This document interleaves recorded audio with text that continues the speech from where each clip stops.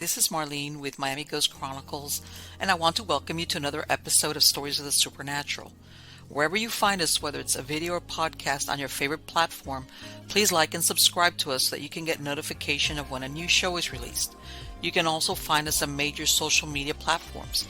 If you go to miamighostchronicles.com, you can find links to the videos or MP3 files, which you can download and enjoy without commercial interruptions. If you're into classic horror, ghost, and adventure stories, I narrate Nightshade Diary, and you can find links at nightshadediary.com. If scary stories are your bag, and listening to encounters with cryptids, ghosts, dogman, and other weird creatures sends a shiver up your spine, then go to supernaturalstorytime.com for links to our weekly podcasts. Noteworthy news about the paranormal world, true crime, conspiracy stories, and anything that is just plain weird can be found at eerie.news or visit the Stranger Than Fiction Stories tab at miamighostchronicles.com. Please subscribe to my newsletter on Substack. Just go to mppellicer.com for a link. I want to thank you for being part of my audience, and I think you are all wonderful. Hi, everybody. How's everybody doing? Good? Good. I hope I'm doing well. As you can tell, I mean, this is tank top weather. Even if it's North Florida, it's tank top weather. And I spent all of today, well, no, not all of today. This was a second part of mowing a lawn, and I have a big, huge property. And let me tell you, I've been dodging the rain. That's the thing. It's one of those things where late afternoons is where we get a lot of thunderstorms. So it's not like, oh, I'll wait for the cool part of the day. No, you got to cut your grass, and if not, it gets out of control. So that's why I'm doing a show in my tank top. I don't care, because let me tell you something. Talk about your eyelids sweating. Yeah, that's what I was doing. My eyelids was sweating. It was like there was nothing on my face, and it was still stinging my eyes. It was like, where's this coming from?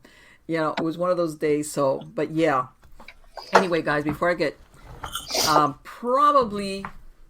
hoping, because I have not taken it off this camera yet. This is like my equivalent to a GoPro.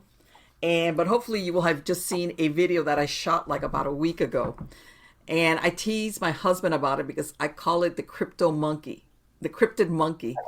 And for those of you who know, I have very large old live oaks on my property. They're about 400 or 500 years old. They're huge. They cover like, and about a week ago, and if you haven't seen the video, you'll see it. My husband's, I didn't see it. He saw it. That's why I teased him about it.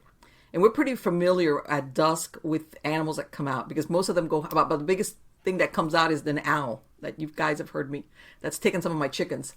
He said he saw something moving through the branches that basically moved the branches, like made them bow down. And we have a lot of squirrels, and they don't do that. They just, they run off. So I didn't see it, but I did feel it sprinkle water on me. So anyway, hopefully you will have seen this. I'm hoping that it's on here on my camera. So if that's the case, you will just have seen the video. And if not, I'm sorry. That's just me being a procrastinator that I haven't taken it down. But yeah, it's called the monkey cryptid. And I tease them all the time. Whenever we hear a noise outside in the tree, it's like, is that the owl, the squirrel, or the monkey cryptid? And I know it's going to bite me in the butt if it turns out to be something. But anyway, guys, let's get on to other things. Again, my sponsor, plantobesafe.com. Okay, they have a lot of neat gadgets for home security, self-security, traveling. They have, let's say, alarms. Let's say you're going to go traveling and you want to hang something on the doorknob of your hotel room. They've got stuff like that. You've got diversion safes. This is not high-tech security. This is low-tech, affordable security. Diversion safes that look like either household goods, food. You want to store some jewelry, some money, you can do that. Even when you travel, they've got a great range of women's self-defense products also. Okay, whether, you go jogging, you got to go through some places late at night or early in the morning, or just an unsafe place, they've got a range of stuff that you can purchase. Non-lethal, of course. Again, affordable. And they've got a lot of neat stuff. They got things like with hidden cameras. Like, let's say if you want a nanny cam, they even have like a camera, like looks like a phone charger, but it's really got a little camera in there. Neat stuff. So check them out, plantostaysafe.com, plantostaysafe.com. Uh-huh. All right, now, and then don't forget to sign up for my newsletter on Substack. All right, you can go to mppellicer.com or Miami Ghost Chronicles. You're going to find the links to everything there. And of course, you're going to find the link to sign up for my, for the Substack article. And I put something out like maybe every 3-4 days. It could be, usually it's articles about weird, unusual things. And you can also find me on eerie.news. I put, there, I put out the news every 3 or 4 days, just about weird stuff, for people that have weird little hearts like me. So let's get on to the good part. The good part is who we have as a guest. This lady, this is her first time here at Stories of the Supernatural. Her name is Rena Vahidi, and she is an intuitive energy healer, a Reiki Master Teacher, a women's empowerment coach, and faculty member at Women's Mystery School. She helps women who have unresolved trauma release stuck pain and energy while reconnecting with their own inner wisdom and self-love so they feel confident, energized, and empowered in all areas of their lives. She knows the pain of self-abandonment and what it's like to give away her power because she thought something was wrong with her. Her mission is to help women empower themselves, be their own guiding light, to live joyfully and authentically. Her various tools and talents include Reiki, energy medicine, meditation, EFT, which is emotional freedom technique. It's a tapping. We'll talk about that with her. Accessing the Akashic records, intuitive guidance, and reading tarot and oracle cards. Help me welcome her. How are you doing today, Rena? I'm great. Thank you so much. No, How are you? It's my pleasure to have you on. I'm so excited to talk about these things because, a lot of times we were talking real briefly before we started recording that sometimes I think things get overlooked with women, especially because sometimes life gets hectic. You know what I'm saying? And we're always, what is it? Everybody's on a list. We're trying to multitask. And I think a lot of things, sometimes especially women, because we try to do too much for too many, and things get swept under the rug and until they go. And Yeah. how did you become interested in this field? Well, it was, I've always been interested in energy and alternative health practices. When I was a teenager, my mom would take me to the spiritualist church, and we'd go to psychic fairs. And I think that was my first introduction into it. And it just felt aligned. And then I slowly started gravitating to it, something I always wanted to do. And then I got my Reiki certification in 2008. I had an accident and nothing was helping me heal as fast as I wanted it to. And I had a Reiki session and it just clicked and felt like home. So I immediately got certified for Reiki level 1 and 2. And it really just changed my life. Like that. Well, isn't it incredible firsthand experience? That's what makes a difference. That's the convincer. Yeah. That's when you get it. Yeah, and it opens, psychic channels and the ability to manifest. And then when the pandemic hit in early 2020, I was a realtor and I had a decision to make. Like, do I continue with this? Right. My kids were home. Like, I can't be a good mom and do this. I can't be a good realtor and do this. And what is it that I really, really want to do?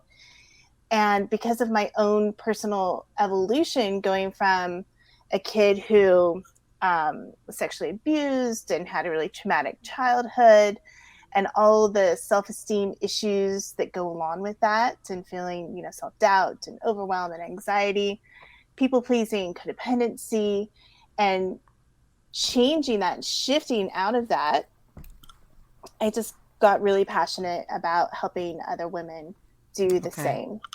Sure. Yeah. Sure. And so that's in 2020, my business was born, Your Body of Wisdom, because I believe that we all have access to that internal wisdom that it never steers us wrong. And once we tap into that, we create confidence and clarity and this sense of ease and flow, and things just are more joyous. And I wake up in the morning super excited to start my day.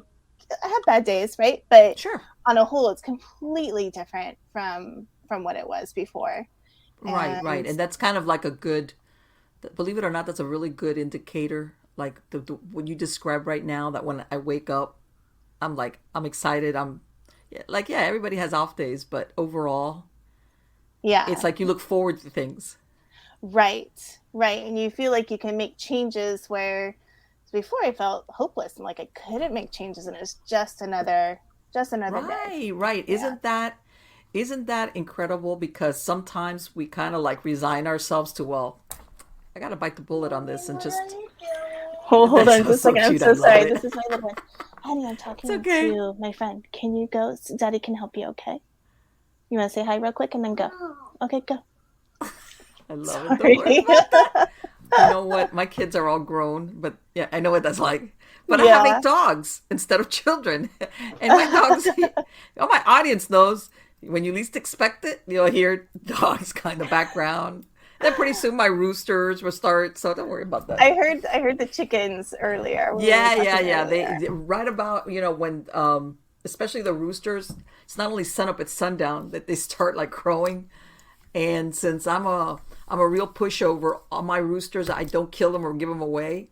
So there's a bunch of them running around out there, and it's almost like they decide to stand under the window of my office and crow like, "Let's." She's doing a show. Good, go louder, louder. Yeah, Let's help her. yeah. It's like yeah, but yeah.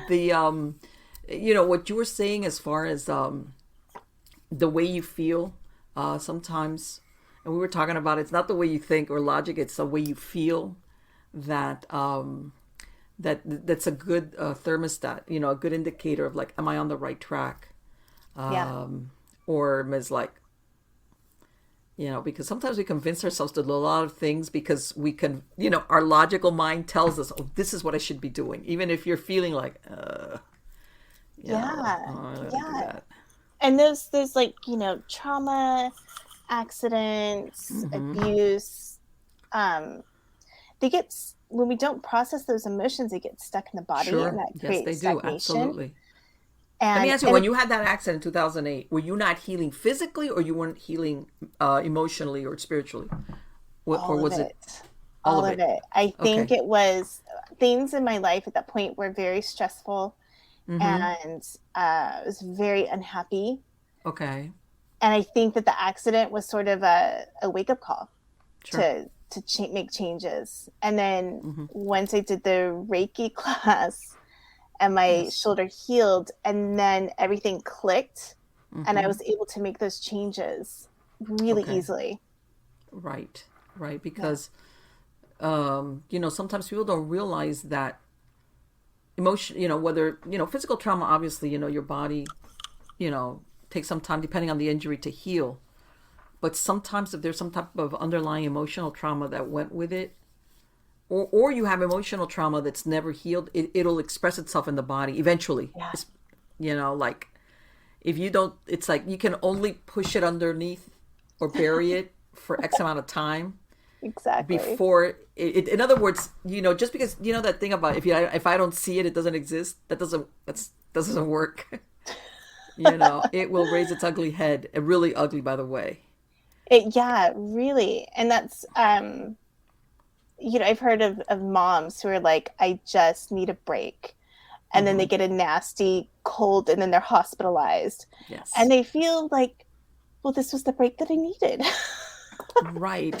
And you know what? And I'm gonna tell you, because since I was a hypnotherapist, I know the way the subconscious works. The Mm. that's right there is your subconscious mind telling you, part of you is thinking that, but maybe you're feeling I can't, or like, that thing about responsibility and maybe the way you see yourself as a responsible person. I got to do this. I got to take care of my kids. And then your subconscious mind is like, if we don't cut you loose for a little bit, your head's gonna explode. Figuratively that is. And Yeah. then that's what happens. Things like that, where you believe it or not, you realize if I don't, so I'm gonna have to do this on a subconscious level because you're not doing it on a conscious level. So we're gonna do what you just described. We're gonna get you this ferocious cold that you're going to have to and your conscience will be clear if you call in sick, that kind of thing. You know what I'm Yeah. saying? Yeah. It's like we can't take time out for ourselves because we feel our Right. mental health draining. We have to create some sort of physical crisis. And in it's a order to shame. justify it. Yeah, and that's what my coaching and my Reiki practice is all about. Recognizing that you have to take care of yourself. We hear it all the time. Fill your cup first in order to take care of others. And that we don't have to, our value is not based on how much we sacrifice, how much of Sure. ourselves we sacrifice, and how perfect we present ourselves. So I really help women break that cycle, set new boundaries so that they, can lovingly take care of themselves. So they don't feel so depleted. And then they're able to do more and give more, and they're Yes. happier, and everybody else around them is happier. It's I amazing. have heard of some cases where women who have, and I'm going to say women because this is what we're talking about here, even though I think overall most people will do it, male and female, but we're talking here women because Yeah. we tend to do it more often than not. When we let years and years go by with unresolved trauma, sometimes you'll even see really serious health crisis. I'm not talking a cold. I'm talking here cancers, really serious health crisis, because sometimes that has been put aside for years. It might have been something that happened in childhood, and this woman could be in her 40s, 50s, even 60s, and eventually they think they've been successful. Like, oh, I don't remember that, or they don't. But something eventually it catches up. All right, because people sometimes equate resolution with forgetting, and it's not always the same thing. By this, I don't mean you stay there and think about it all the time. But really, when you resolve something, yeah, you can forget about it in the sense. But some people think, or some women think that if I never think about it, it's taken care of, it's handled, it's like it never happened. And Right. sometimes that's not the way it is. But I don't know. Have you found that women that have come to you that sometimes it's almost like they realize they've gone all these avenues and now they realize they need to address it sooner or later? Yeah, it's the thing of things keep coming up, therapy's not working, or just always reaching out isn't working for them anymore. And when you're talking about, like, if I just stuff it under the rug, if I just don't, I'm moving on, right? Not dealing with it, but putting it behind you, so to speak, and moving on. What happens with that is then it creates sort of a hold for the next generation. Yes. And then they Hmm. have you could have these issues that you're like, I don't even know what this is about. Like, and we can go in, and maybe it's not something from your childhood. Maybe it's something from your ancestors Yes, of course, or a absolutely. past life. And so then we can clear it. So it's not just doing it for yourself, but also for future generations. And, Hmm. Yes. and I think that's what people come to me, just like, I just can't figure it out. Let I me have, ask you something. yeah. Since you brought that up, do you do anything, especially when we're talking something generational or that they can't remember, where something to the equivalent of breaking vows that maybe somebody did in their bloodline for, like you said, something that they can't understand why, this is affecting me. And when I think about it, maybe even people in my family line that I know of, have had the same problem. Yeah. I Do you feel work like with? that happens a lot. Mm-hmm. And it's always amazing to see, and I might get emotional. Go I had right a ahead. client who was having problems with her mom Mm-hmm. and just not seeing eye to eye and just butting heads, and she's like, I'm in my 40s, like, why am I still fighting with my mom? And Mm-hmm. we did work, and we found out that it went back to her grandmother, Okay. who was probably like a wild spirit, but grew Mm-hmm. up in a very ultra religious family and background. And nice girls don't do certain things, and good girls don't do this, and good girls can't have fun, and good girls have to stay safe. And so what was happening, that was passed through her line, and like trying to like tamp her down in an effort to protect her. And that was Mm-hmm. the friction with her mom. Like, her mom didn't get it.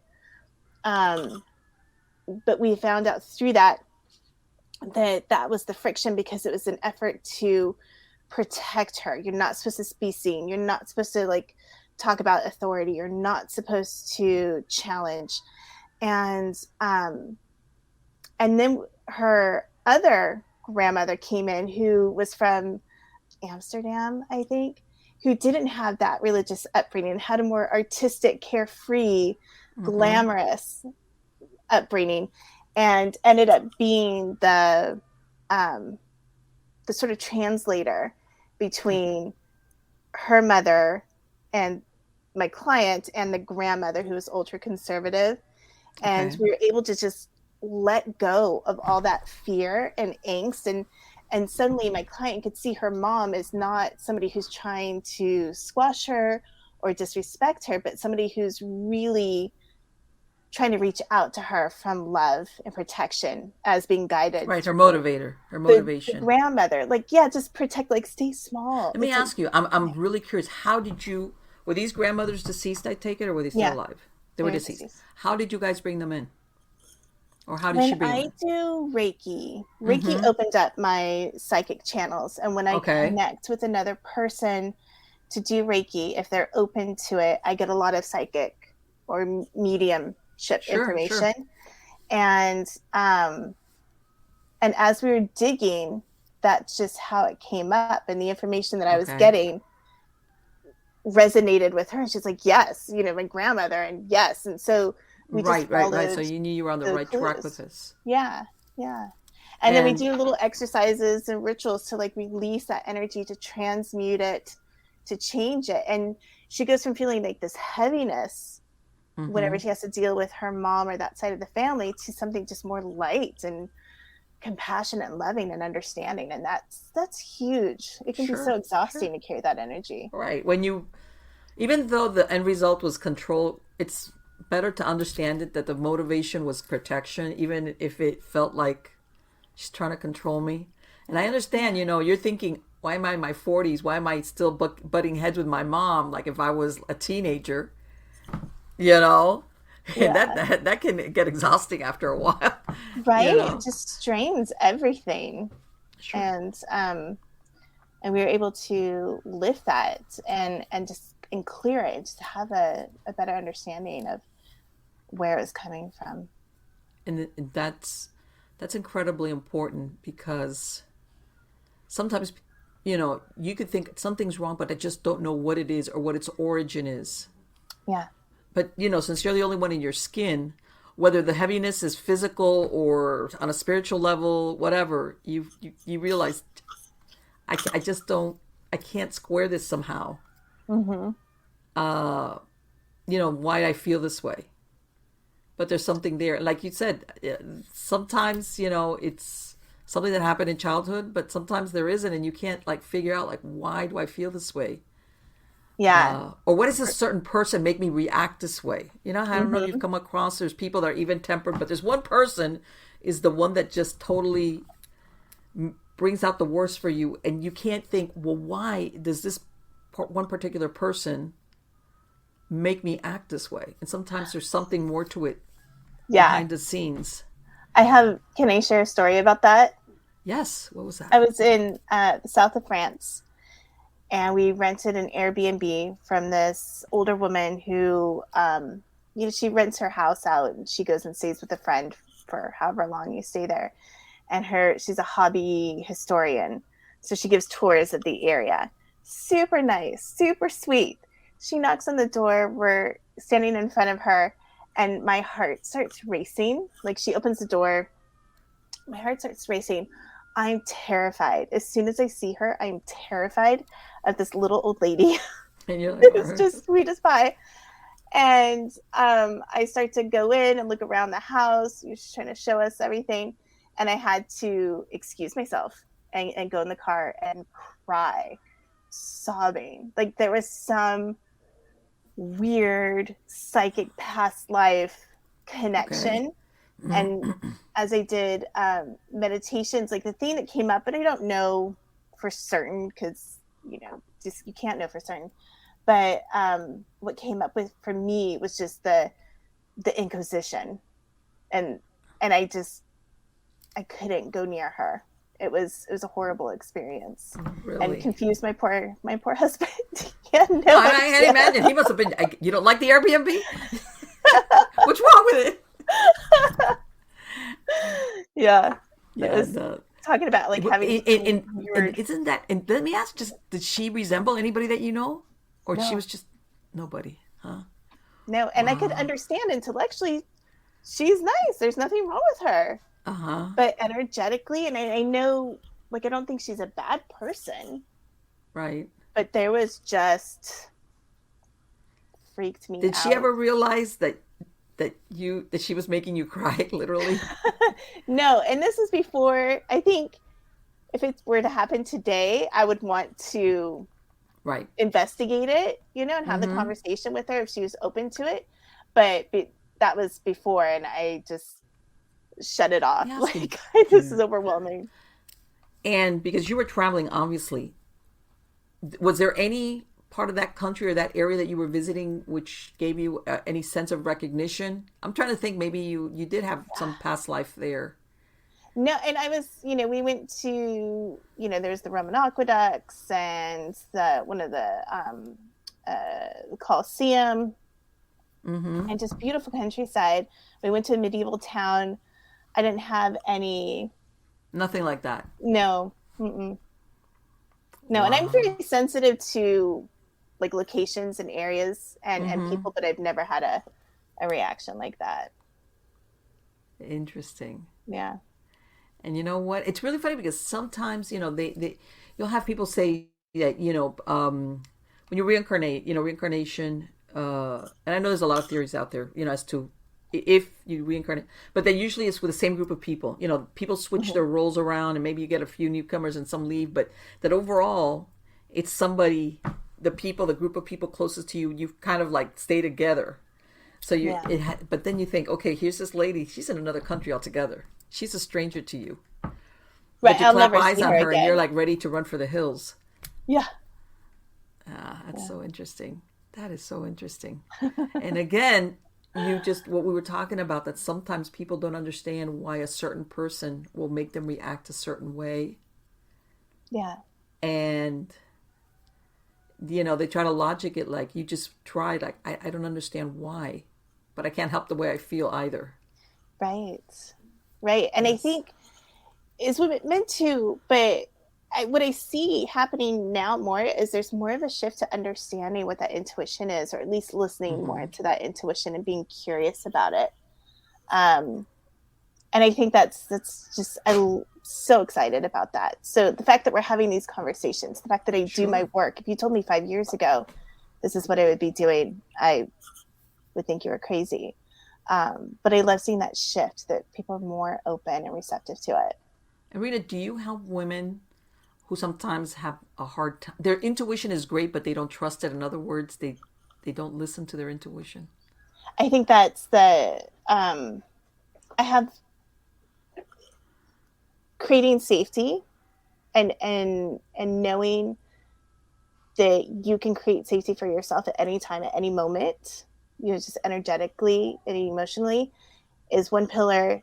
And then learning, creating that relationship to trust and lean into your inner wisdom is another pillar. I think those two things are so important in Right. our daily lives. And this is the thing. How can I say it? Intuition, because some people think of intuition as only good things, but sometimes intuition basically warns you. You know what I'm saying? And it's a disagreeable feeling to feel fear if that intuition is giving you like a fear nudge, because it's an uncomfortable feeling, especially when you don't understand why. I mean, in other words, that you don't see a reason why you would have that intuition of either you're in danger, don't go here, don't do that. Something where you're like, if it's a good intuition, it's great, but if it's bad, sometimes people ignore it because they don't want to, they don't want to acknowledge that intuition works both ways, Yeah. for good and bad. Yeah. And I think not knowing, well, is that my ego? Am I just making this up? Sure. Or is it my intuition? And I find that, you mentioned fear. My experience is that intuition is a calm voice, whether it leads Mm-hmm. you to something positive or it Right. steers you away from something negative. It's not hysterical. Your ego is Exactly. hysterical. you know, Sure. Sure. um, don't go in the place now. Right. That's when you know it's your ego. But if it's just like, nope, not today. You're not doing Right. that today. And it's just this calm, assertive, insistent type voice. Like that's your intuition. Um, this is a silly example, but at the beginning of I think we started planning it maybe in December before COVID happened. So December Mm-hmm. 2019, a friend of mine had breast cancer and it had come back. I'm like, we've been talking about going to Disneyland with our kiddos. We need to just make it happen. So we started Right. planning. I wanted to do it March. She wanted to do it the end of March. I'm like, no, we got to do it at the beginning, March 2020, not Right. knowing what was to Yes. come. That. And I was so insistent. I'm so like, yeah, whatever you want to do. And I'm like, no, March, the beginning of March, we have to go on this day. And they're like, and then once people started getting sick, they're like, well, maybe we should postpone it to the fall. And I'm like, no, there is no fall. Yeah. We go now or we don't go. Like, if you don't Right. want to go, Exactly. Because I'm going to go nobody, of without you. course, nobody. You realize what was coming down the pike. It was like, Yeah. We all thought it was going to be 6 weeks, yeah, of whatever. course. No, no. And everybody, nobody understood. I don't think anybody in their wildest imaginings, even like what you said, No. December of 2019, nobody in their wildest imaginings knew, like, oh, 20, no, no, nobody. Right. Everybody Right. was like on left field on that one. It was like, Yeah. huh? And so And my even friends, then, like, nobody would have expected that it would take the length of time that it did and the route and everything. And I and remember the thinking, oh craziness my of being God, cooped what is up. this? Yeah. Oh, So we go and at the as we're getting closer, people are like, don't go. And I'm like, no, we're gonna go. We flew down to LA and we went, and then Disneyland closed 2 days later. wow. And Yes. I just like, we would have missed it, and it was such an amazing trip, and I'm so Yes. glad we did it, especially then being cooped up for Oh, sure. Right. the whole All these year. attractions, everything was closed down. Yeah. All the, I mean, I went to a concert, what's today? Monday. And it was, for those people, it was the 50th anniversary tour of the Doobie Brothers. Oh, Okay. nice. Which they were inducted in 2020, right at the beginning of 2020, they were inducted into the Rock and Roll Hall of Fame. But guess what? All their tours for the last 2 years were put on hold. Right. So my point being that I had gone to a concert, like you said, everything was closed down. Concerts, stuff that you take for granted, that yeah, we'll go to the concert or we'll go to the park or we'll go. So it was like, oh my God, this is great, you know, Yeah. because all these things for 2 years that like, so your timing was on the money on that. Right. And I couldn't explain it logically. There's no logical reason Wow. for it. Yes. I just, that's what we have to And do. that's the thing. And you Yeah. know what? And probably, when it doesn't matter, somebody can convince you, but when there's something inside that tells you, nah, no, well, let's Yeah. do it now. And Right. it turned out for the best. And that's And like a and silly sometimes it's example, something but it, like that. And I tell everybody, sometimes, let's say you get that intuition that says, don't go down that street. Let's say you take a certain route to work. This is just an example, right? And that day your intuition tells you, no, don't go that way. Sometimes there's no way to quantify that you dodged the bullet because, in other words, you didn't go down that road. There's no way for you to ever say, oh, it was right or right. wrong, Yeah. because maybe you would have had a bad accident. This is just an example. Or later on, you do find out there was a really bad accident at a certain intersection that normally you used. Mm-hmm. But sometimes you don't even have that to let you know, oh man, thank God I didn't go down that road that I usually go. And instead I chose an alternate route because something told me, you know what, today go down this way, Right. you know? Right. You don't, in other words, you don't always get the benefit of what, let's say, like what you just described. Hey, 2 days later, they closed down the park. So you knew you were on the money. Sometimes we never get the benefit of that confirmation that, hey, our intuition served, our best interest. And we were right. How's that? Right. And so we think it's not working. Is that working? Exactly. Exactly. That's what we think. Oh my God, my imagination ran away with me. I don't know. I was so stupid. I didn't go down that road. I was so stupid. Yeah. My God, why? I got carried away. And it's like, yeah, sometimes you have to go with it and just leave it at that. Yeah. And Um, people will think that they don't have intuition, and yes. it's buildable. It's a muscle. so Mm-hmm. you can grow it and make it stronger and more connected. Yes.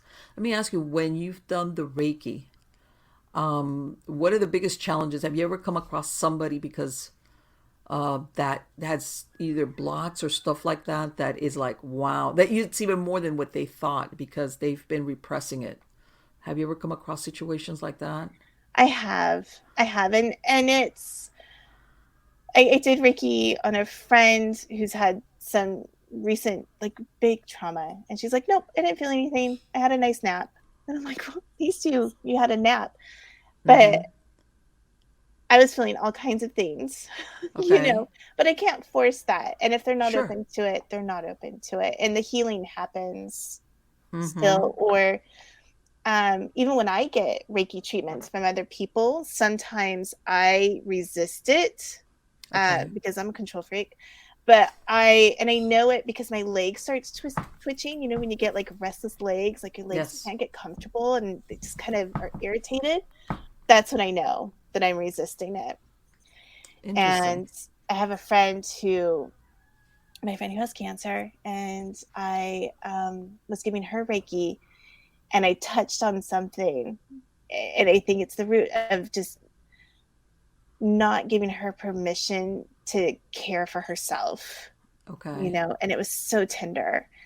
And when I mentioned it, I just felt her close up, Mm-hmm. and she won't do Reiki again. Right. It was too Yes. vulnerable And you for know her. what? A lot of people have that. In other words, you know when you have like a wound and maybe a scab is over it, but it's still not, and you know that people are afraid of like if I go there, I don't want to deal with that pain. I don't want to pull back this and get out the maybe the pus or whatever. I'm just a Yeah, because it's gonna be painful. I'm not. I don't want to like. And that's how people end up repressing things sometimes for years right. And like you said, it. because and even on a metaphysical level, let's say where you practice Reiki, even there, her awareness is still there, like you said, like that she shut down Yeah, yeah. because it's like, and I'm gonna ask you this because I don't know if you've run across it. Sometimes people, let's say a woman, will say, "I want change," or she'll come to you. But at the same time that people want change or they realize there's something here, they're resistant to change or whatever it is that's going on with them. This is their comfort zone. You know what I'm saying? The Yeah, trauma is, I know my trauma, in other words. So they don't want to like let it go. And yeah, if you think about it, you think, why wouldn't you want to do that? But if somebody is either develops self identity with it or feels on some emotional level, this is part of me or I'm used to it. Have you ever come across people who are resistant despite what they tell you?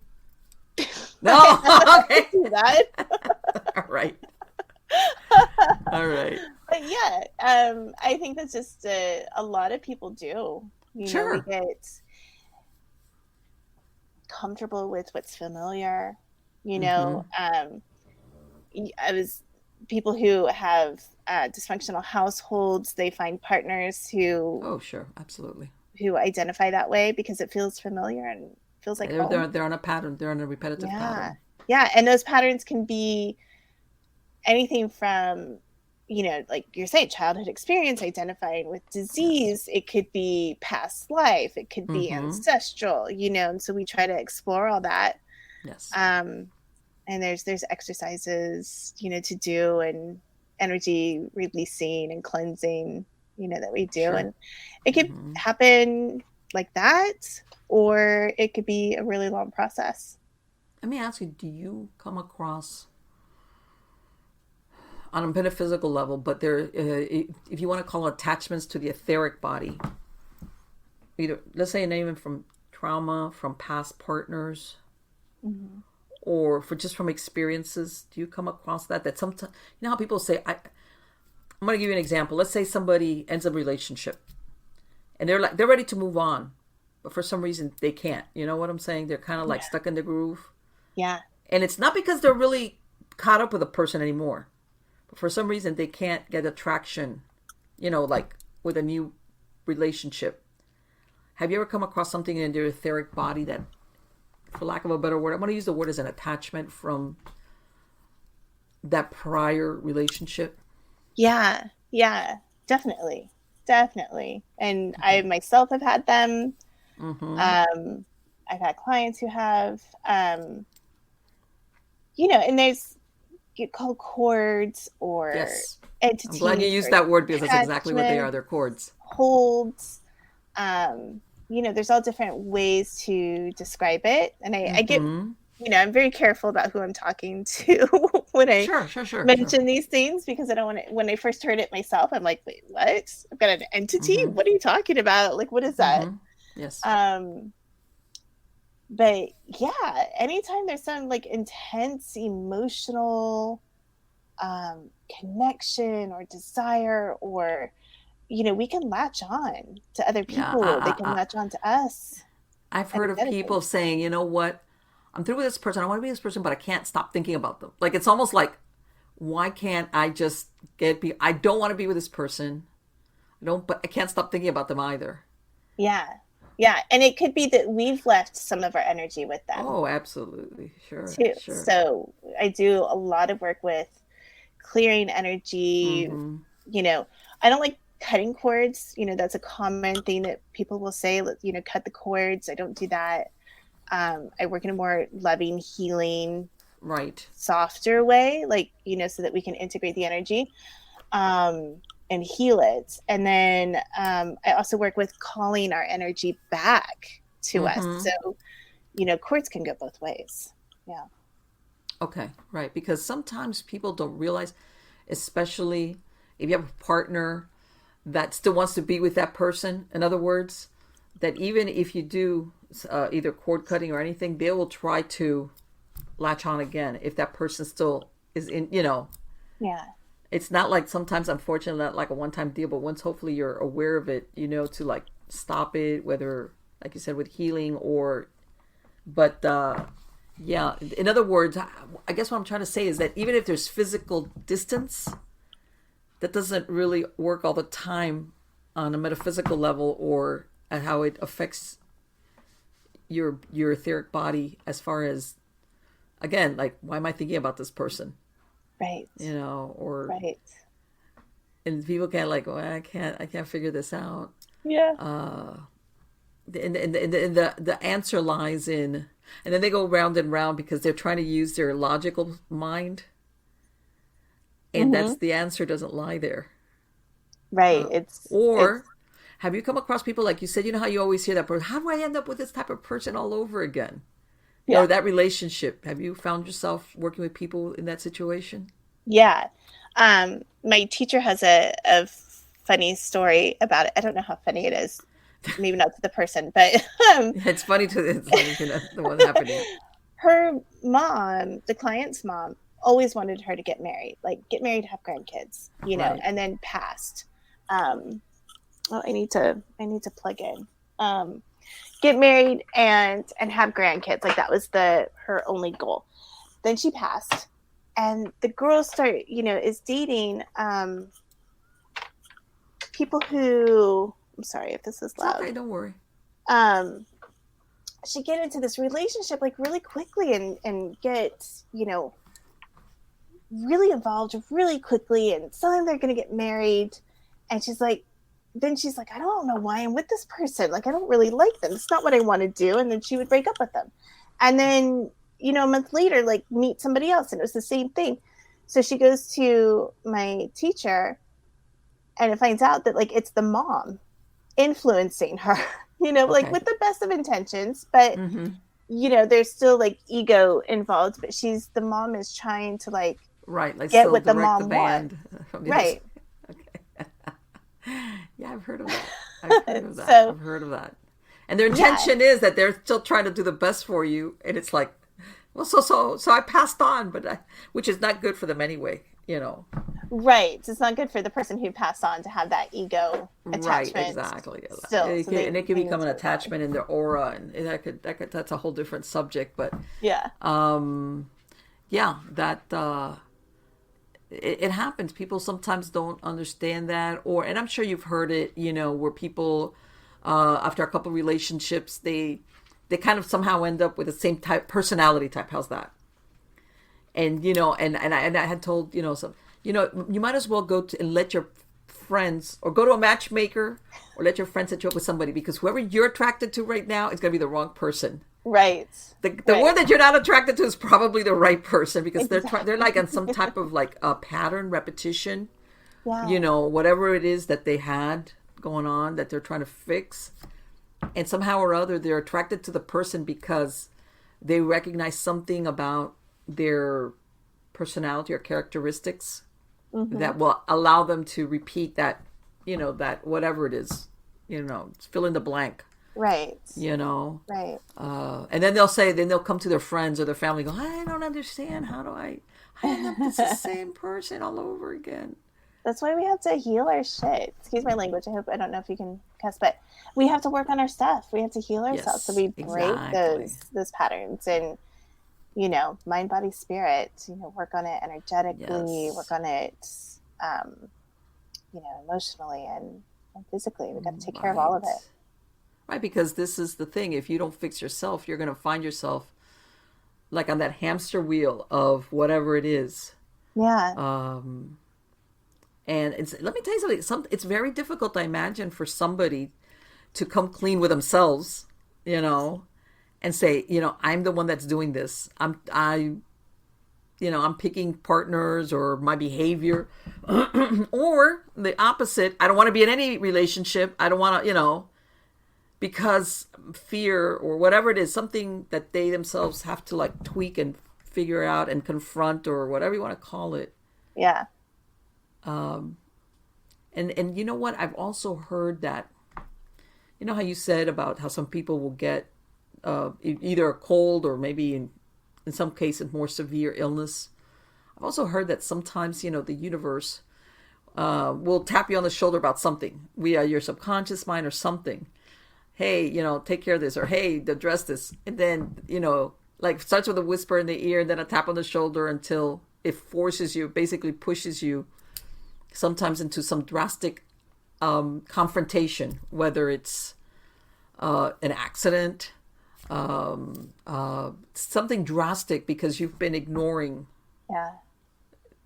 either identifying or whatchamacallit, or dealing with whatever it is. Mm-hmm. Okay.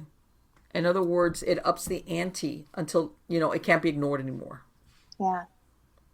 And that's, I think, is the if you want to call it, danger of not addressing it. And then, in other words, not coming to see somebody like you and find out, okay, whatever it is, I need to find out what it is. Help me,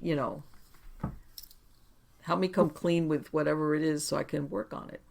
Right. Yeah, those nudges. Pay attention to those nudges, those whispers of intuition. There's in tarot, there's the Tower card, which represents just stuff blowing up. Yes. And I always, whenever I see that, I'm like, okay, what is it that you're ignoring? Yes. Isn't that funny? Most people fear the Death card in the tarot, and it's not really the one to wig out about. It's the Tower. And even, the Tower, it's like, it's pay attention, like alert, put your eyes back on the road. And a lot of people say that in order to experience big change in their lives, it has to blow up. We hear a lot of forced to. Transformational coaches or spiritual coaches, like business coaches. They're like, things just blew up and I was on the street and had nothing, and that's, then I got, where I am. It doesn't have to be that way. You don't have to experience of course not. The Tower moment in order to have big change. It's like, we want to avoid that if we can. Yes. Yeah. And I think that sometimes, what I was talking about earlier, that people are so resistant to change, and change is inevitable.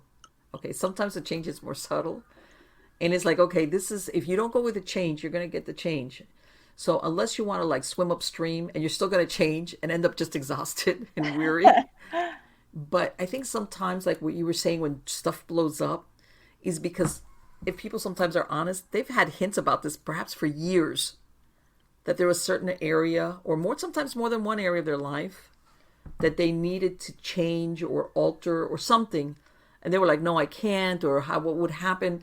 And I think that what sometimes, especially a woman, that will fear the most is fear of the unknown. If I make this change, what will come of it? Then what?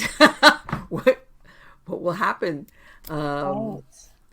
And sometimes, like you said, let me ask you, how do you, when you have a client come to you, and let's say you do a tarot spread for them, how do you handle when you see something, let's say, like that card, which is, it's a pretty dreary card depending on the placement, but do you give it to them with both barrels, or how do you handle that, telling them? I see, and this is probably really annoying, but for my clients, my coaching clients, I see these things as incredible opportunities. I'm glad you couched it like that. So Yes. it's like I see tower, and even when I pull it for myself, it's scary. Mm-hmm. Right. But Sure. wow, what an opportunity. Like what Sure. kind of change, like what, and I always come to it with an curiosity. Mm-hmm. Curiosity and non-judgment, and just being open to the possibilities. Sure. Sure. Because it's, like I said, let's face it, humans, we're all creatures of habit. The majority of us are creatures of habit, and when you've got a home or your family or your job, whatever it is, or everything, we'll change a little bit. But, when you start talking drastic changes, you talk yourself out of it somehow, like, and stuff like that. Right. And then days go by and weeks go by and months go by, and then it takes something drastic. And then you're like, like when they push you into the deep end of the pool, you're going to swim. Now you're going to swim. You should have been practicing the dog paddle all along, but you were like, nah. Yeah. And all of a sudden you're like, yeah. I tell my kids, I'm like, you can do it this way, the easy way, or you can do it the hard way. Yes, exactly. The same with change us. in some cases is really inevitable. And a lot of times, and how we end up worrying about stuff that never comes to pass. And I think sometimes people are more scared of the worrying part, because you go in all these directions. What if this and this is going to happen? What if I don't? And then you're like, and it's like, okay, like you said, but then you have to look at the exciting part, because we all have to have a little bit of adventure in our lives. It's like, okay, do it and see what happens. Yeah. And that's my job as a coach, is to hold that space and create that space of safety. And even there's big emotions, even when there's pain, it's so good when it comes up, when we feel it, when we poke the tender parts. Yes. We're healing. And that's, I get excited about that. So let me ask you, Rena, what happens? Let's say, can somebody come to see you and basically work with you as a coach? In other words, on an ongoing basis, like say, okay, I'm facing this challenge of whatever it is, and I know I'm gonna need you maybe to hold my hand at certain points, because I might leave you and feel great, but 3 days later I might run into a problem believing that I'm doing the right thing. Yeah. I have. Can they come back to you or call you, or how does that work? Do you work with them on that basis? Absolutely. I have 6-month coaching programs. Okay. Where we really go deep, and I give my clients the tools. Like I said, the first thing I do is I teach them or help them find that sense of safety that they can access always. Okay. Like an anchor. Like that's where they go. And whenever we're doing the deep work, we start in this place of like safety, because you can't heal if you don't feel safe. Sure. And so often our nervous systems are running amok, and we're always in fight or flight, and we're always stressed out. And so to like learn how to create that calm and slow down, and then we can heal. So that's like the number one thing. And I give my clients the tools, and they're really the ones, it's who are driving, who are in control, who are finding the wisdom. I'm there with them, if that makes sense. Because I'm not a guru. I don't know Right. what's best for you. I never want Right. to have people dependent on me. The whole philosophy is that you have the wisdom inside of you. I just sort of help you shine the light and hold space for you. Exactly. And Like, so, right. You got the answers. I'm just going to help you find them. But it's in you. yeah, Right. and help you build that trust and really support you. And then when things do get painful, tender, scary, you're not alone. And I help you build that relationship with your inner self and your spiritual team, so you always feel supported. Let me ask you, do you run into people sometimes have a problem forgiving themselves? They're like their harshest critic and they never forgive themselves. I think, yeah. A lot of us do that. Right. Yeah. I mean, it's almost like something that might have happened 30 years ago or 20 years ago. They almost have that inner voice like that chastises them. Oh, yeah. And they never forgive themselves for a mistake. Sometimes a little mistake and sometimes a terrible mistake. God knows, but they never forgive themselves. They never trust themselves in their decision making, I guess is what I'm trying to say. Yeah. And they kind of got stuck in that moment. Have you come across people like that? Absolutely. That they have a problem saying, you know what, I made a mistake or I did something wrong, and it was really wrong. Let's go with something that was like really, and maybe the repercussions were. But at some point, you gotta say, I gotta forgive myself for this. Mm-hmm. One of the things I wanted to ask you about, because a lot of people are not familiar with it, and until I saw the EFT. Oh, Do yeah. you use that with your clients? And some people don't realize something so simple is so effective. Can you It's talk about EFT? amazing. Yeah. So emotional freedom technique, and talk about helping somebody forgive themselves, helping somebody move past those those areas of Yes. stuckness and not wanting to change, like wanting to change, but not wanting to change. Yes. Emotional freedom technique really works for that. And it's based on the acupressure zones. So you have these lines of energy that go through your body, just like acupuncture. They stick the needles in them. Acupressure, Right. presses down on those Yes. areas to help clear out and get the energy flowing optimally. Reiki, we do that too. It's all about getting that life force energy to flow clearly. EFT, you tap on these different points while saying, the thing that's really bothering you. Like, you turn it up so that you really feel it. So for me, self-love, Right. and like, okay, so feeling like I'm unworthy of love, right? So even though I feel like I'm unworthy of love and I don't deserve love and all like the bullshit messages that I got growing up, Right. you feel those, you turn them up, and as you're tapping on them, you're kind of releasing them, and then you turn it into a positive, and you're like, even though I feel like I'm unworthy of love, I totally love, honor, and respect myself, or forgive myself, Right. accept myself. And then you talk about, like, am I really undeserving of love? Like, is what 4-year-old doesn't deserve love? And you go through and you kind of like challenge that belief. And what you're doing is you're releasing the negative charge of Right. that belief or memory or experience or pattern.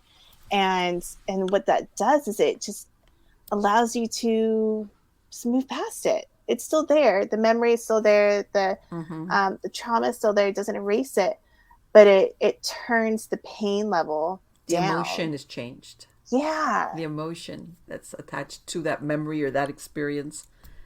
Yeah. I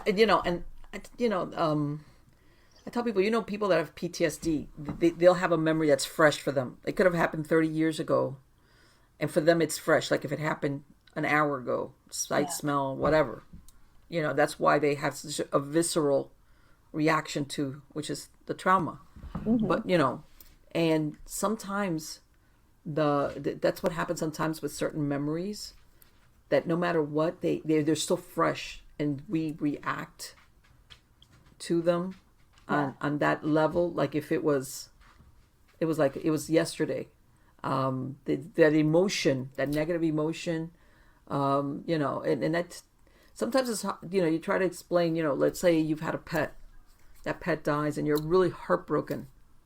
As time goes by though, it lessens, and I mean, or certain other events that are terrible in that moment, but then as time goes by, you can think about it and it doesn't really floor you. And sometimes some people, that emotion is still, they cannot move, they can't deaden that emotion around either the memory or whatever it is. And I've heard of that EFT, and the first time I came across, I was like, no, that's too simple. Oh no, come on. What are they doing? What are they doing? No, that's not gonna, what? Okay. That's incredible how well that works,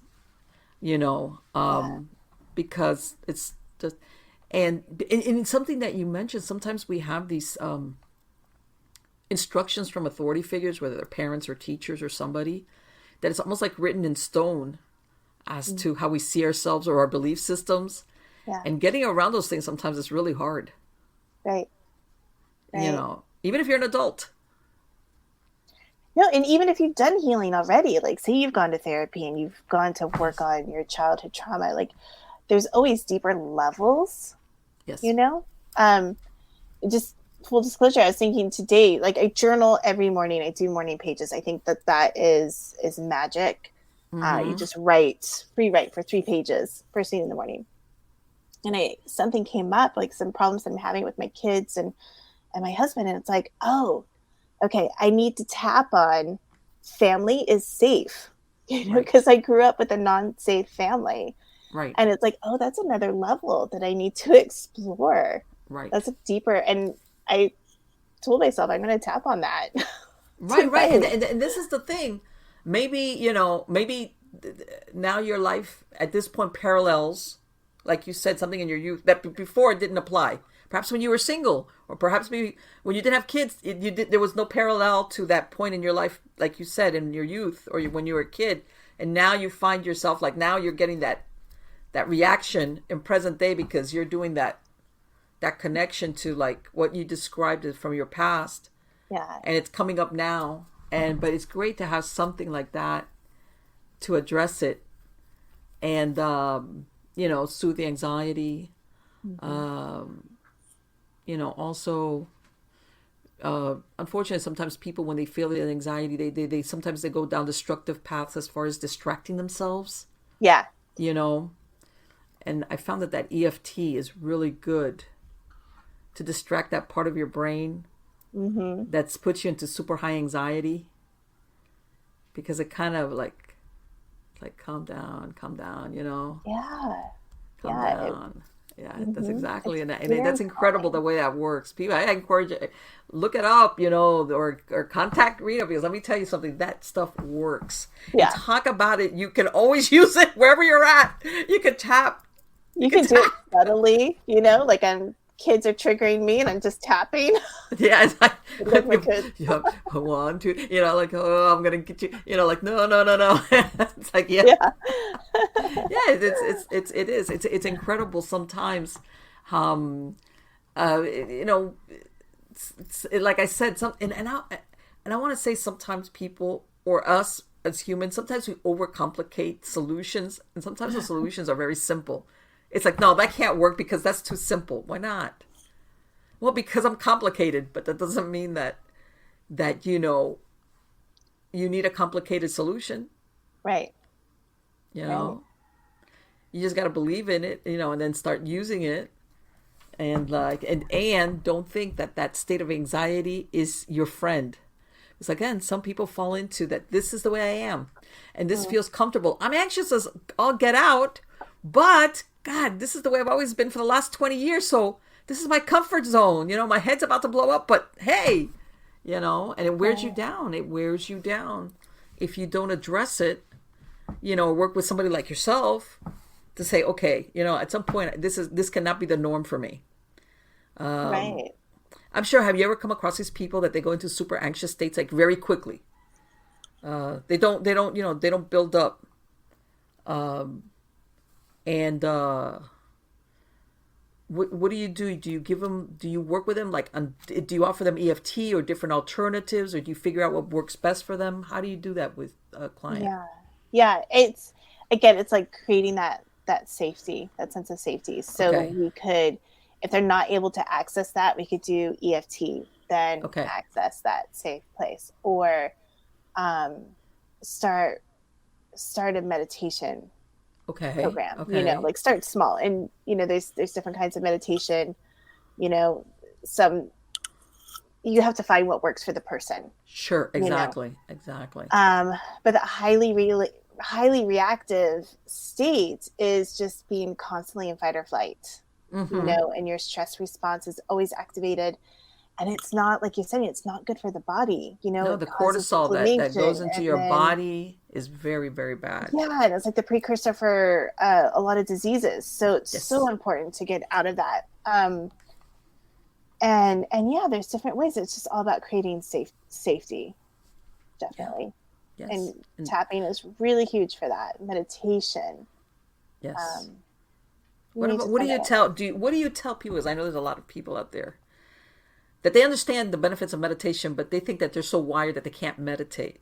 Do you I help love it. them? It's like saying I'm too stressed to meditate is like saying I can't go to yoga because I can't touch my toes. It's Right, like, right.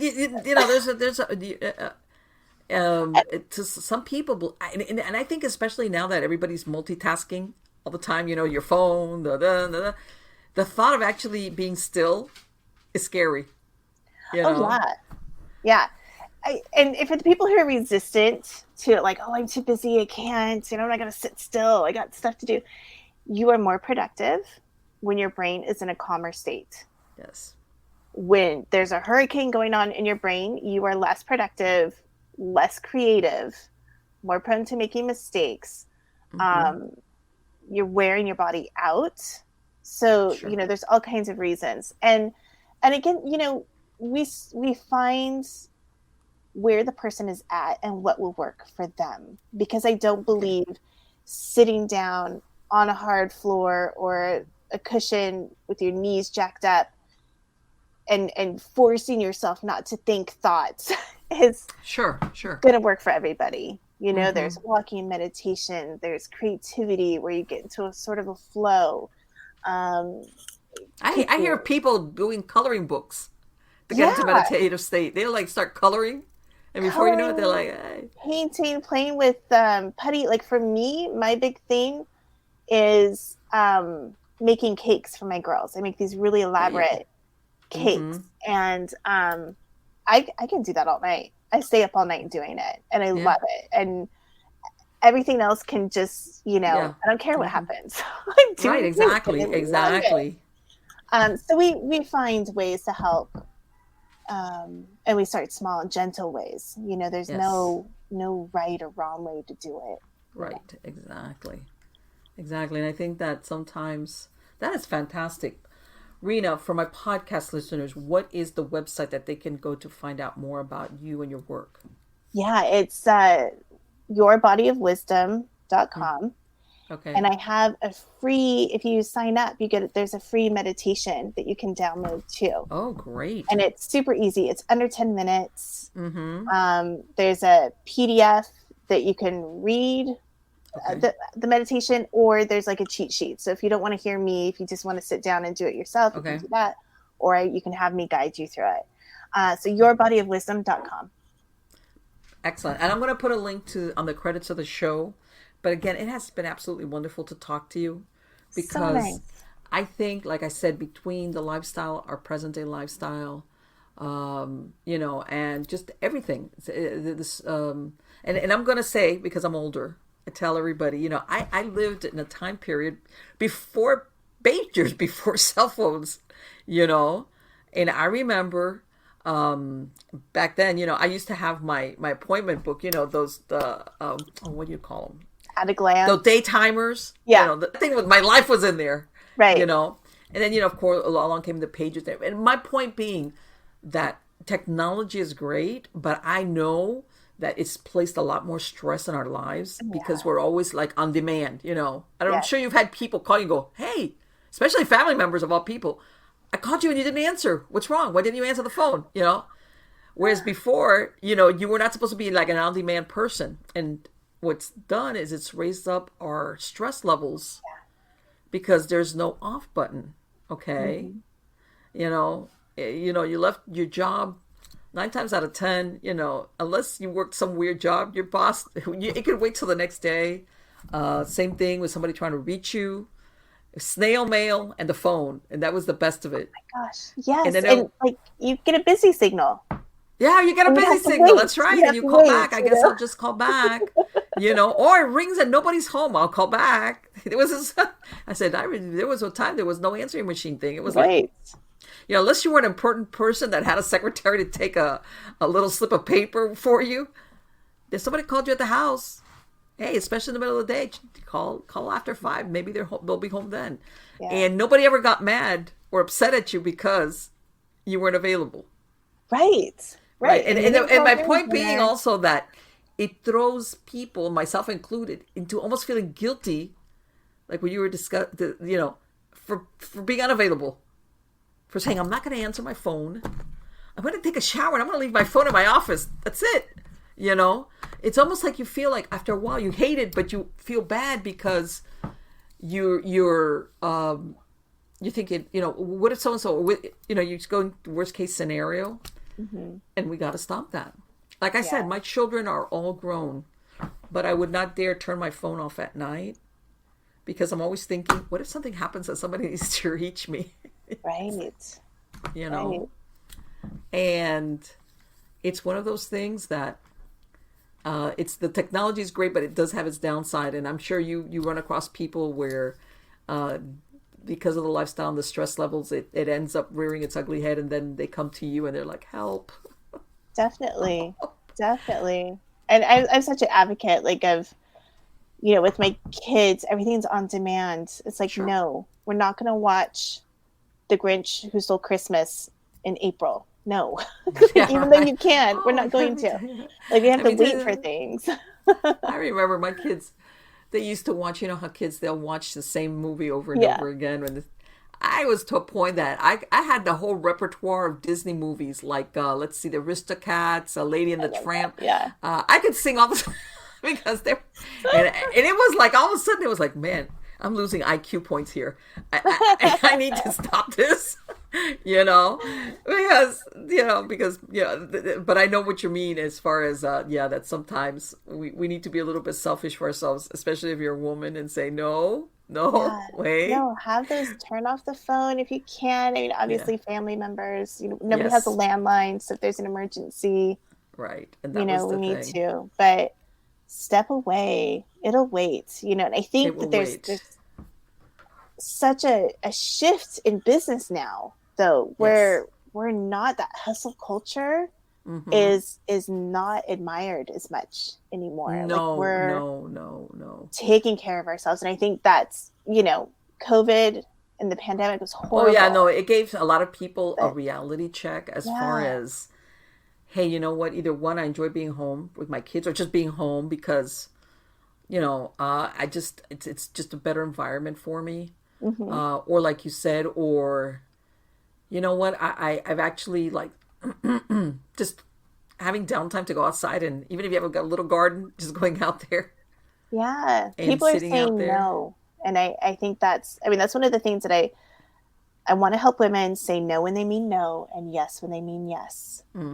So turn off the phone, step away. You don't have to be on demand if it's draining you, Yeah. take care of yourself, enjoy.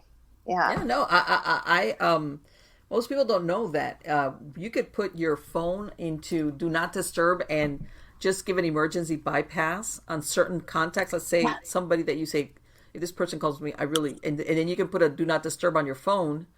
And unless it's one of the certain people that you've assigned that bypass, but a lot of people, and myself included, I find that hard to do because, it's like, I know. what can I say? I know. I got It's one of those things. 8 texts while we were doing this. Yeah, I know. All right, Rena, thank you, my dear. It has been absolutely wonderful to speak to you, and I want to wish you the best of luck on all your new projects. You're on Thank the right you. track, believe me. Thank you so much. I really enjoyed speaking with you. And Absolutely. It has been a tremendous pleasure speaking to you. thank you. Take care. Bye bye. Thanks, you too. Bye. Wow. You know what, guys? I forgot to turn on my lights. There we go. Shoot. I'm telling you, I was in such a hurry today because I was working out in that yard all day long. And you know what?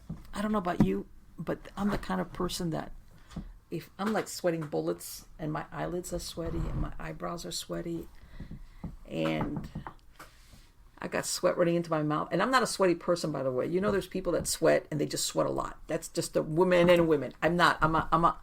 If you see me perspire, I saw that. And I was perspiring and I just wanted to take care of things. I was like, no, I don't want to let this run into tomorrow. I don't want to be doing this tomorrow. And see, there's a part of me that's like, if I would have left something undone, the first thing I would have woken up in the morning saying, I got to take care of that. It would have been like, yeah. Talking about what we were talking about with Rena, how sometimes we kind of do our own little whipping. We have this little whip on ourselves. It's like, ta. And God forbid if the weather tomorrow wouldn't have allowed me to go and do that, that would have been another problem for me. Because that's another thing. I was racing against time. It was supposed to be thunderstorms, even though we've realized a lot of times we'll see thunderclouds coming in the distance and we even hear the thunder. And then they just roll away. We never get a drop of rain. So, but I was also, besides the fact that I was going to speak to Rena, I was like, you know what? Oh my God, if it starts to rain on me, but anyway, I let me tell you something. I love speaking to her because even though we were talking about, she works mostly with women and the school that she works as a women's mystery school.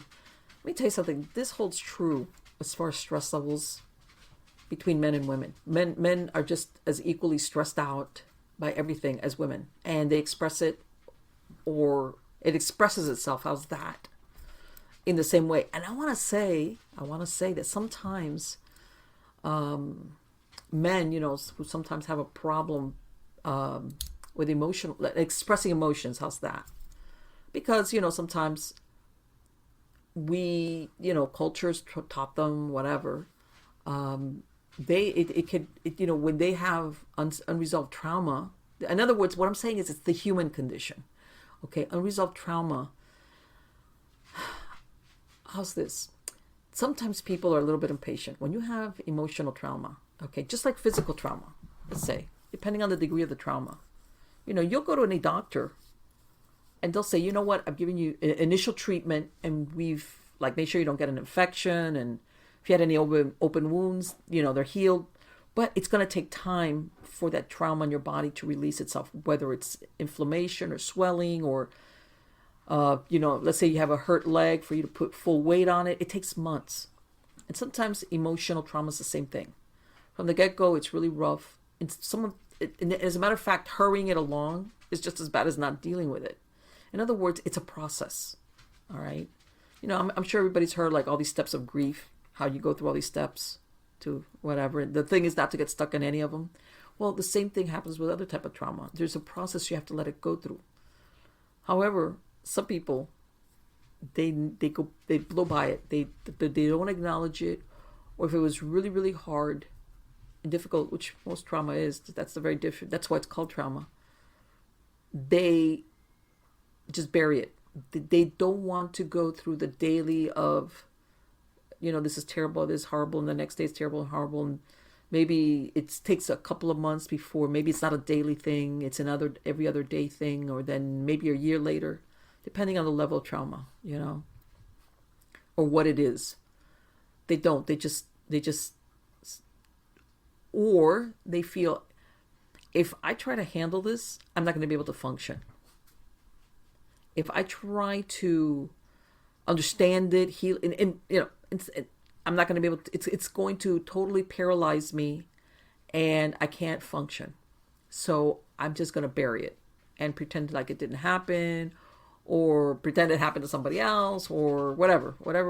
And you will even get people that, they turn to their job, to their work. The so-called workaholics. Sometimes workaholics are workaholics because they're trying to bury some trauma that they don't want to deal with. And we're just distracted by work, whatever it is. Could be anything. Guess what? That distracts you away from thinking about it, dealing with it, facing it. And by this I don't mean, and it's like everything. When it's fresh, it's going to be imminent in your thoughts. And it feels like there's no escape from this. And some people don't want to go through the process of, little by little, it starts to lessen the, how vivid it feels or how painful it feels. They don't. So they just distract themselves in other ways, and sometimes that works a little bit if that person at some point, I'm not talking 10 years later, deals with it. Maybe a year has gone by, or 2 years, whatever. Let's go with a year, depending on what it is. We're not talking here physical trauma. We're talking here emotional. And it could be, I've been part of physical trauma, but we're talking here the emotional stuff. When I say emotional, I'm talking spiritual or whatever. If that person at some point says, I cannot just pretend this didn't happen, or convince myself that I don't care, or that it didn't hurt as much as bad as it did, or that maybe I was victimized. And by the way, I'm not into victimology. There is no glory, zero, in being a victim. As long as you're a victim, you will live under the shadow of whatever the experience was. And that's one place I would never want to be. You cannot be a healthy, happy human being living in the shadow of an experience whenever it happened. And as long as you identify with being a victim, by this you can be a victim. Don't get me wrong. God knows that happens. But if that's the label you put on yourself, you will always forever be overshadowed by that event or by that person, even if it happened many, many years ago, even if the person that perpetrated it is pushing up daisies somewhere. At some point you gotta that's it. I'm not a victim. That's it. But my point being that sometimes when you have trauma and you say, okay, you know what, depending on your personality type, everybody's different. Maybe a year later you're like, I can't pretend no more because this is not good for me. All right, and you handle it, you deal with it. You go to a therapist, you meditate, you, depending again on your personal style, you really wrestle with it, and you maybe even cry a lot.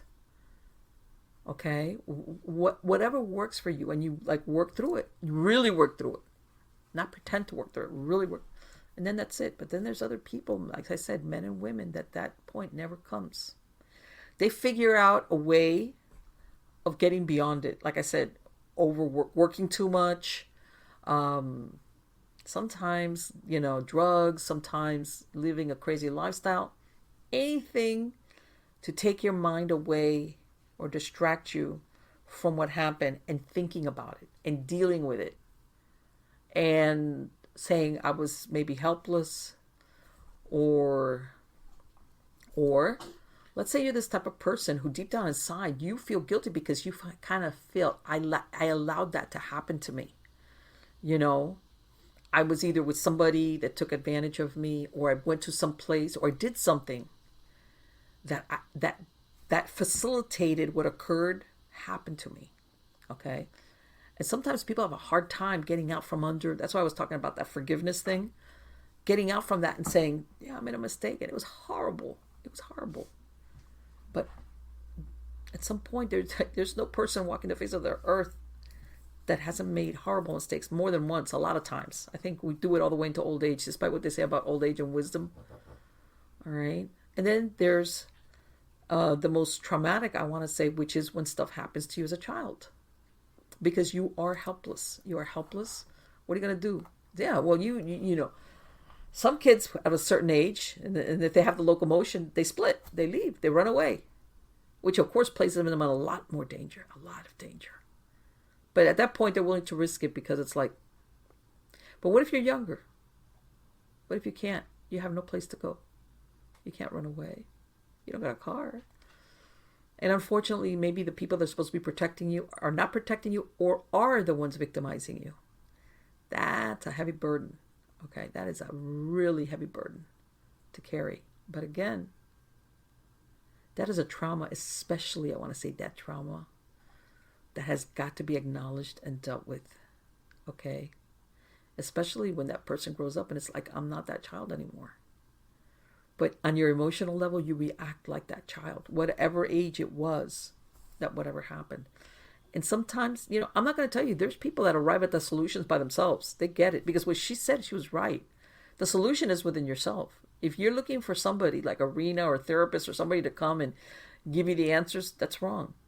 You have the answers. Hopefully you find somebody that's going to facilitate you trusting yourself to bring forth those answers, because that's exactly the one that fits you.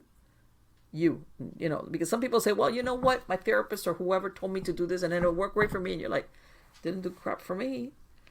You know why? Because your solution is different from everybody else's. All right? Some people, like I said, arrive at it all by themselves. They do. And then there's other people that need some help. And you go to Arena. Or if you start having manifestations on an etheric level that manifests in the body from this trauma, from ancestral lineage, from, God, a lot of the things. I'm sure that you would talk to somebody like Rena and discuss it, that she can help you get beyond it. What is that stumbling block that you kind of suspect is there, but you can't figure out how or why? And you logic it. Some people sometimes even go to medical doctors, especially if they have certain reaction on an organic level on their body, and their doctors tell them, no, there's nothing wrong with you. You're okay, but you still feel. And some people find it hard to believe that something on an emotional/spiritual level could be felt on a physical level, and it can, especially if the person's like, oh, everything's okay. I mean, like, and it could be something buried from way, way back, and sometimes you might have even forgotten it because at that point it was so traumatic that you decided, I'm just going to just erase this from my conscious memory, because if I don't, I'm going to lose it. I'm going to crack up and I'm going to go insane. And it's buried, but it's still there. The problem is, it's like the kid that covers themselves with a blanket.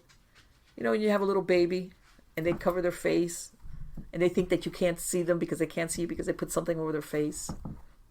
Well, we kind of fall into that, where we think if we don't think about it, if we don't deal with it, if whatever. And then again, that's another thing. Once you deal with it, and you will know it, it will fade. That visceral reaction to it, that emotion starts mellowing out. I'm sure we all have difficult and horrible or just bad things happen to us during our lifetimes. And I'm sure everybody knows, there's something that when it happened, it was pretty bad. But then 10, 5, 20 years later, you think back on it, it was not a good thing, but that emotional heartbreak is gone. That emotion is, you accept it. Well, that's the way it should be. And that some people, they never get there. What she does, believe me, is an alternative also to drugs, chemicals. God knows, I'm sure everybody's understands, our population here in the United States is being wrecked by opioid and other types of drugs. And you know what? I'm the first one that if there's an approach that is not going to involve chemicals, I'm all for it. I'm sorry. It is. It is what it is. And you know what? Yes, medicines are wonderful. And I think, all these advances in medicines are great. But come on, everybody here has heard it. Sometimes it's almost laughable. I think every comedian has made a joke about, some of these drugs that they do advertisements about, and then they put a disclaimer. And it's like, do I really want to take they take it? They give you all these adverse side effects that you're like, okay, would I really want to risk taking this drug?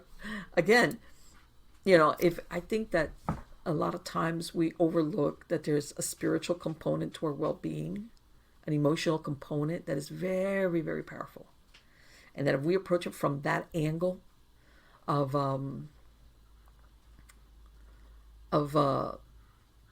acceptance of change, or you just come to the point where, I'm gonna do this without taking, God, all these different drugs now that are, reduce your anxiety or depression. And don't get me wrong, there's people that do need it. Okay, but in other words, unless you are, it's found that you have a chemical imbalance, that there's a chemical or something in your body that you need a drug to make you everything okay. But otherwise, I'm always going to be, let's see if there's a non-chemical way of arriving at a solution. And Rena is a good, which, contact her, or just, and sometimes, you might need to speak to her and say, look, this is what's going on with me. And maybe she's got something that she can offer you to help you. But anyway, guys, I hope you like the show. I have a lot of interesting guests that are lined up. Good, interesting guests about different topics. Don't forget to catch me on eerie.news. Every 2 or 3 days, I'm putting out segments on interesting and weird news. If you go to, stories of the supernatural.info, you're going to get, I have all the podcasts of all the shows without commercial interruption. You can download it there, the MP3 file, or listen it to it on the browser. Same thing with Nightshade Diary. Same thing with Supernatural Storytime. MiamiGhostChronicles.com is your go-to page for everything. I have links there for everything, whether it's podcast platforms, whether it's video platforms, whether, again, it's just the MP3 file, or you want to listen to it at the browser. No commercial interruptions. Once the shows go on different platforms, you're gonna run into commercial breaks. But if you go straight to my website and you go to the podcast versions of all of the shows, whatever series that you're looking for, don't worry about it. No commercial interruptions. So again, guys, thank you so much for being part of my audience. You're wonderful. And I do truly appreciate that you come back every week and we get to spend some time together. Until next time, take care.